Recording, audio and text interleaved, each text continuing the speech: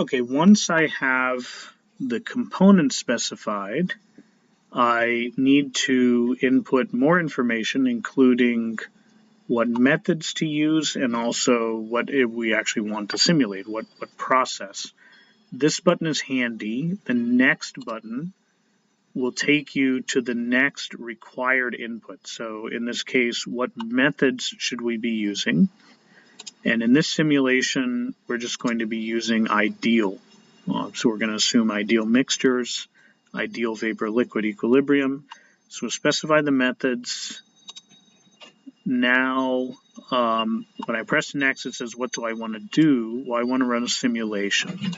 So let's run a simulation. And I want to run a flash simulation. That would be under separators. I'm going to select flash 2 and click.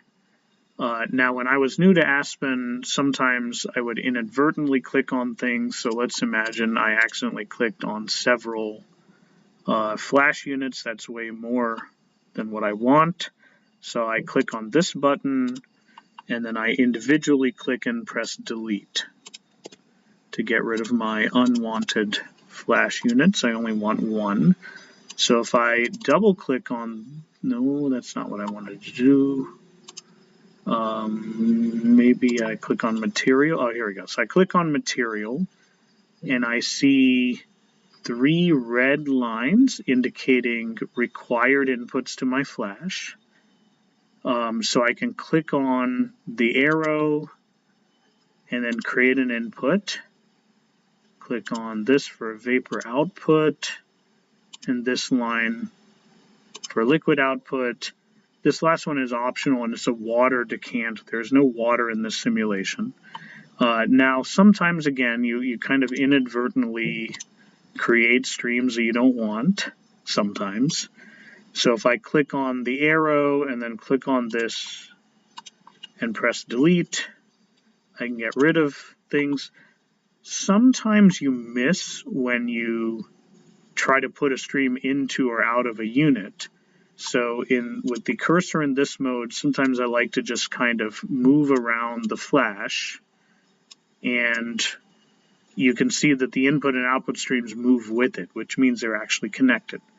Now I might want to rename, so I'm going to say in and vout, lout. I believe there's an 8-character limit for your stream names. Let's specify the input composition. Notice that it's required input. Might as well use kilomole per hour as my input. I believe it said something like 100 kilomole of input, and it said, actually I don't remember what the assignment said. Okay, so it's 20 mole percent hexane, 30 mole percent heptane, and 50 mole percent octane. And it's in molar units, not kilomoles, but everything can scale. So we can change it to molar. This is a continuous process, so we might as well use mole per hour. Mole per hour. And so this is 20. So if I'm inputting 100 mole per hour, what would come out is 20, 30, and 50. Okay, it wants me to specify more things because this is still red. So one bar, 1 atmosphere, 1 atmosphere. A bar is close to that. But I'll select an atmosphere. Okay. It wants a temperature, but it is also, since it's a flash unit, the temperature and pressure actually are going to instantly change. Might as well set it. Okay, so we don't know the temperature. Let's just give it a number just so that it's satisfied. Okay, so it's satisfied with this input. So we have now created a flash unit. I'm just going to specify a temperature and pressure for the flash unit. Let's just say 100 degrees C, and we'll use 1 atmosphere.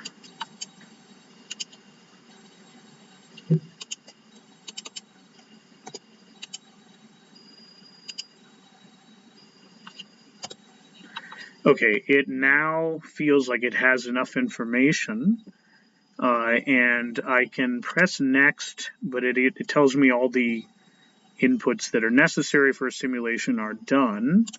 So I'm just going to run the simulation.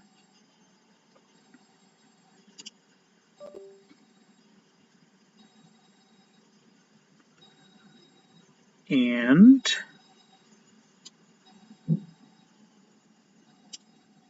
for the simulation results, I can go to stream results, and it tells me the mole flows, right? You can see that the input stream has 0.1 kilomole per hour. I think I can change this unit to mole per hour. Okay, so now it's 100, 20, 30, 50. And you can see that overall the liquid is mostly, or the output is mostly liquid. I can even see the mole fractions. And, well, that's how you get a flash unit simulated. In the next video, I'm going to talk about how we can actually get the answers requested by the problem.